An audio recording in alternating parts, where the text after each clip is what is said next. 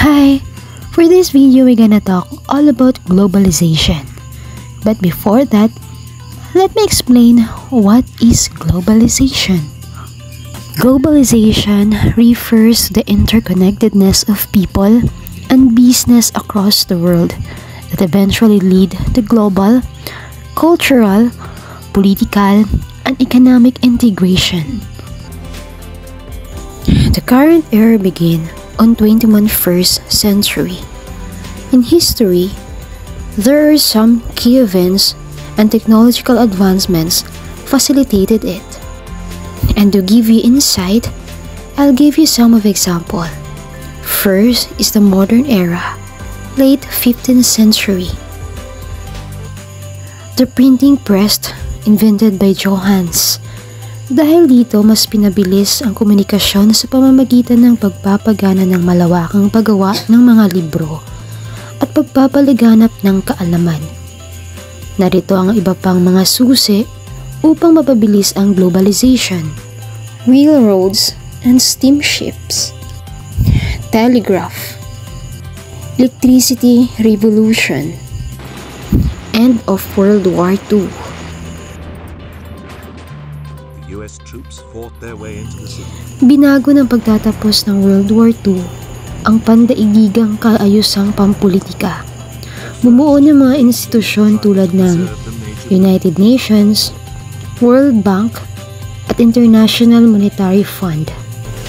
Dumako naman tayo sa ating henerasyon, ang paglaganap ng invention of the internet, mobile phones, and smartphones.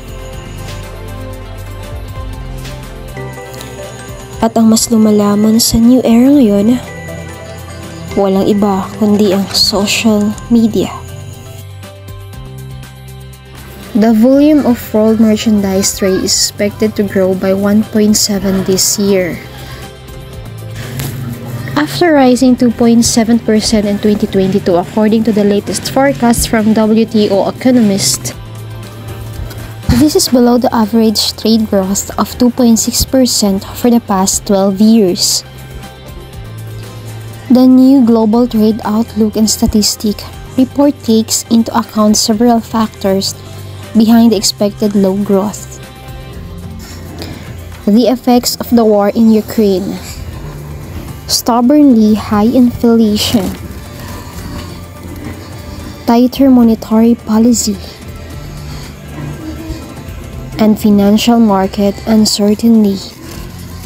Globalization has significantly expanded international trade by reducing barriers, enhancing transportation, and communication innovation.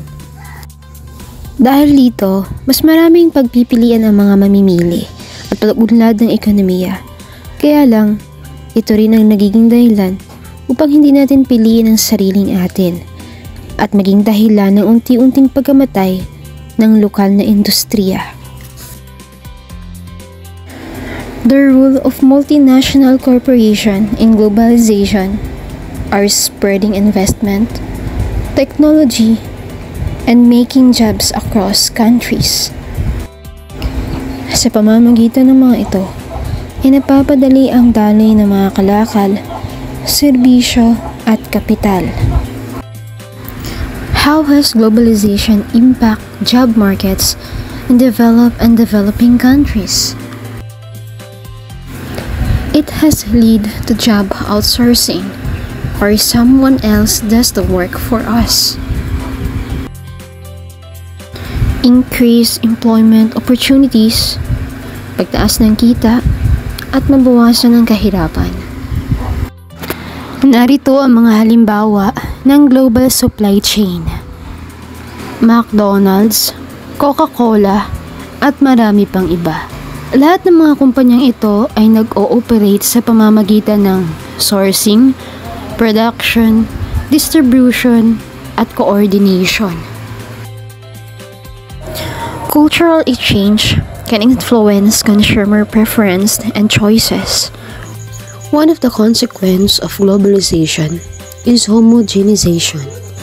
Refers to the idea that different cultures transform, and become more similar to each other as globalization progress. YouTube, Facebook, Instagram, at TikTok ay ang iilan sa mga nagpapabilis ng cultural globalization dahil sa madalasang paggamit ito upang magbahagi ng mga ideya, trend, at produkto.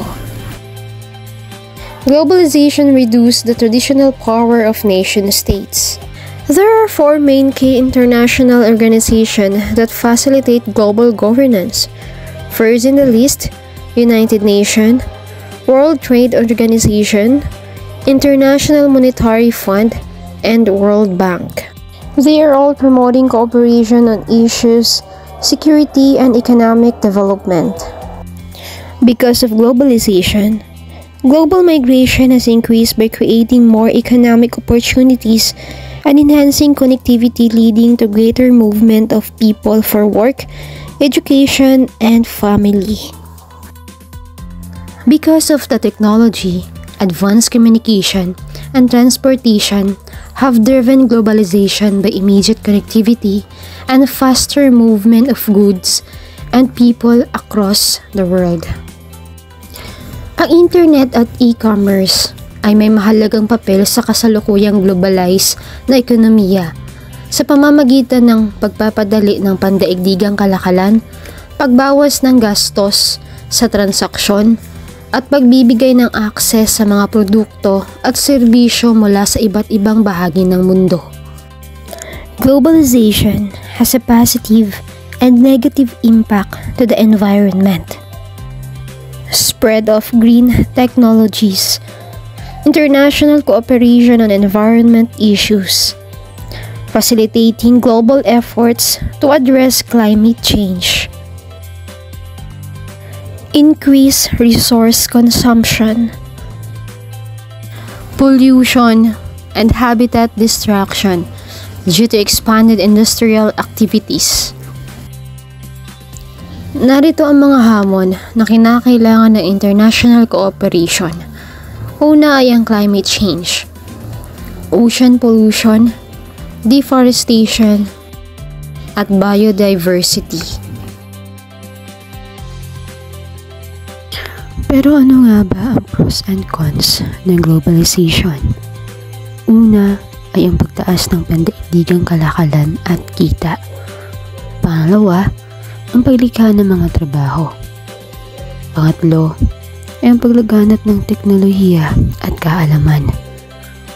Sa kabilang banda, maaari nitong magdulot ng hindi pagkakapantay-pantay ng kita, pagkawasak ng lokal na kultura, pagsasamantala sa mga manggagawa, at pagdami ng mga environmental issues.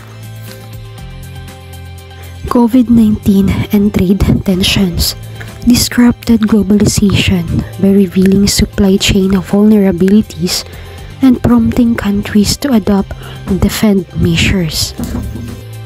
What is deglobalization? It is the process of diminishing interdependence and integration between certain units around the world. Narito ang mga ebidensya ng deglobalization. Una, rising protectionist policies, supply chain reshoring, and a decline in global trade at growth. Atin nang napag-usapan ng iba't ibang konsepto. Pero ang malaking tanong, ano kaya ang kinabukasan ng globalization? Ayon sa hula at pag-aaral, inaasahang lalago ang digital globalization, pagtaas ng teknolohiya at data na siyang humubog sa mga pandaigdigang pakikipag-ugnayan. Nahubog tayo ng teknolohiya gaya ng AI at blockchain dahil sa pagtaas ng kahusayan, transparency, at murang transaksyon. Inaasahan rin ang pagbilis ng digital globalization. Globalization has interconnected economies, cultures, and technologies, which driving innovation, economic growth, and increased access to goods and services. Pero, dahil dito tumitindi ang hindi pagkapantay-pantay na siyang ginagawang positibo at komplikado ang mga epekto nito. As individual and as part of the community, we have to embrace lifelong learning, develop changes, and support policies which can address inequalities.